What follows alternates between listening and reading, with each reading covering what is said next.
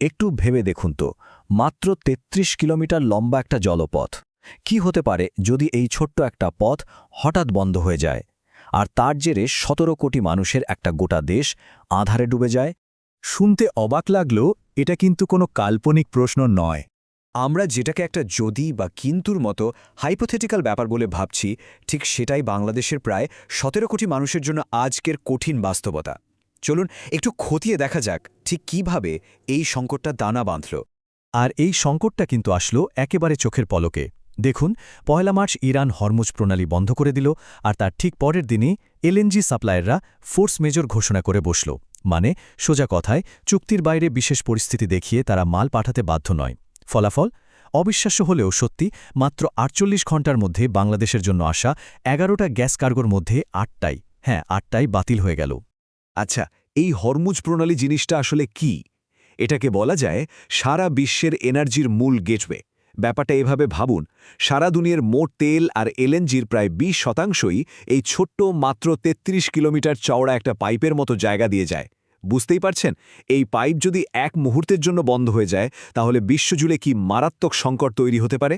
কিন্তু প্রশ্নটা হলো, একটা প্রণালী বন্ধ হওয়াতে পৃথিবীর অনেক দেশ থাকতে ঠিক বাংলাদেশের উপর কেন এত বড় একটা ধাক্কা এসে পড়ল? এর উত্তরটা আসলে লুকিয়ে আছে দেশের জ্বালানি আমদানির ওপর সাংঘাতিক রকমের নির্ভরশীলতার মধ্যে। এই সংখ্যাগুলো দেখলেই কিন্তু ব্যাপারটা পরিষ্কার হয়ে যায়। দেশের মোট যে এনার্জি লাগে তার প্রায় ৪৬% আসছে বিদেশ থেকে, আর বিদ্যুতের ক্ষেত্রে তো অবস্থা আরও ভয়াবহ, প্রায় ৬৫%। মানে দেশের অর্থনীতির চাকা ঘোরানোর যে মূল চাবি, সেটাই আসলে নিজেদের হাতে নেই। আর ঠিক এখানেই ছিল বাংলাদেশের এনার্জি পলিসির সবচেয়ে বড় ভুলটা। স্ট্র্যাটেজিটা ছিল খুব সিম্পল, কিন্তু মারাত্মক ঝুঁকিপূর্ণ।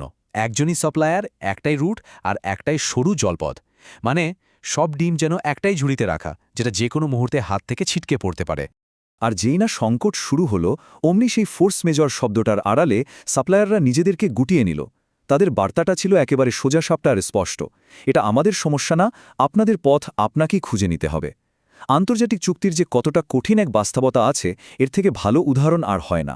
একটা ভূ রাজনৈতিক সিদ্ধান্ত কিভাবে মুহূর্তের মধ্যে একটা দেশের অর্থনীতিকে একেবারে তছনছ করে দিতে পারে। চলুন এবার সেই অর্থনৈতিক ডমিনো এফেক্টটা দেখি, যেটা বিশ্ব রাজনীতি থেকে শুরু করে কিভাবে একদম সাধারণ মানুষের জীবন পর্যন্ত পৌঁছে গেল। সংকটের প্রথম এবং সবচেয়ে বড় ধাক্কাটা লাগলো গিয়ে অর্থনীতিতে। রাতারাতি দেশের বার্ষিক জীবাশ্ম জ্বালানি আমদানির বিল $৪.৮ বিলিয়ন বেড়ে যাওয়ার একটা আশঙ্কা তৈরি হলো। ভাবুন একবার, এই অঙ্কটা দেশের স্বাস্থ্য বা শিক্ষা খাতের মোট বাজেটের চেয়েও বেশি।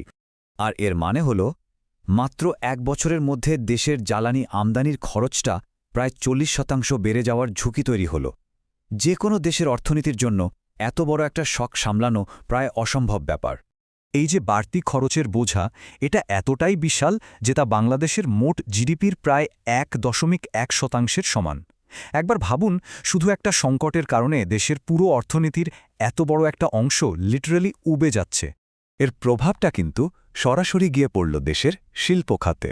একের পর এক পাওয়ার প্ল্যান্ট বন্ধ হতে শুরু করল, টেক্সটাইল মিলগুলোর উৎপাদন অর্ধেকেরও নিচে নেমে আসলো, আর রপ্তানি থেকেও আয় কমতে শুরু করল। এমনকি কৃষিখাতও এই ধাক্কা থেকে বাঁচতে পারল না। কিন্তু সবচেয়ে অবাক করার মতো সত্যিটা হলো, এই সংকটটা কিন্তু হঠাৎ করে আকাশ থেকে পড়েনি। এর জন্য কিন্তু আগে থেকেই সতর্ক বার্তা ছিল। বলা যায় এটা ছিল একটা সেলফ মেড ক্রাইসিস বা স্বনির্মিত সংকট, যার বীজ অনেক আগেই বোনা হয়ে গিয়েছিল।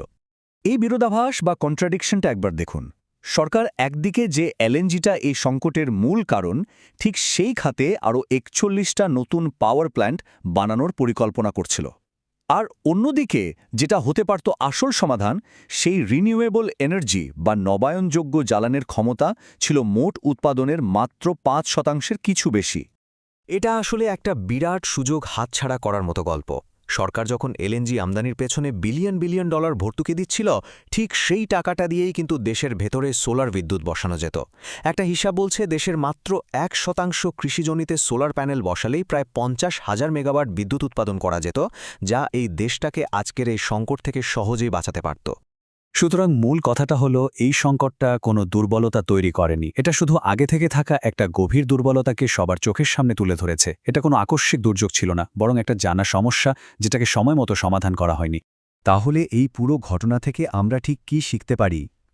দেখুন, বাংলাদেশের এই কেস স্টাডিটা কিন্তু শুধু একটা দেশের গল্প নয়, এটা আসলে ২১ শতকে দাঁড়িয়ে প্রত্যেকটা দেশের জন্য ন্যাশনাল সিকিউরিটি বা জাতীয় নিরাপত্তা নিয়ে একটা খুবই গুরুত্বপূর্ণ শিক্ষা।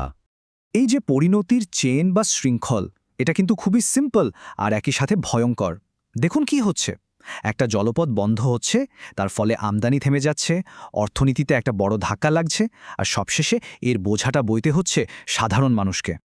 দেশের পাওয়ার মিক্স বা বিদ্যুৎ উৎপাদনের উৎসের দিকে তাকালেই ঝুঁকির মাত্রাটা স্পষ্ট বোঝা যায়।